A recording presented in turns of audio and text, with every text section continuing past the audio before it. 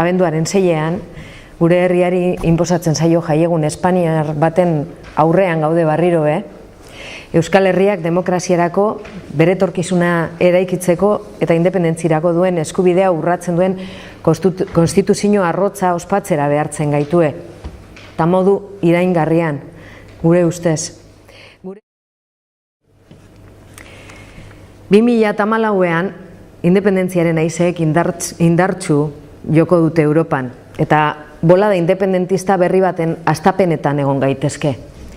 Eskozian, irailaren 18an egingo dute erreferenduma, eta orduan izango dute independentziaren atea zabalik.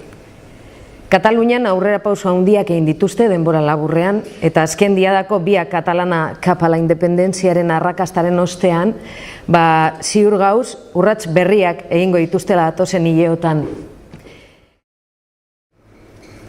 Euskal Herrian hausnarketa sakona egiteko ordua heldu da. Euskal Estatu barik ez dauelako etorkizunik geuretzako.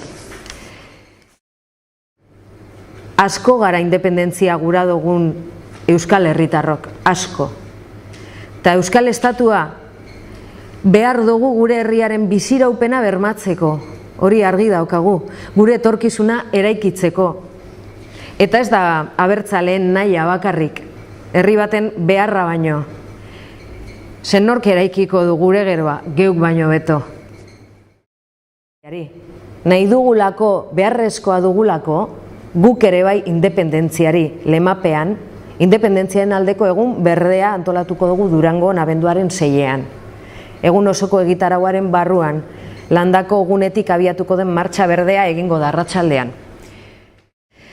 Esatea aurten independentistak sareak bere estana izango duela Durangoko azokan, eta bertan salgai izango da beste liburu batzuen artean, Eskoziako prozesu independentistari buruz argitaratu berri duena.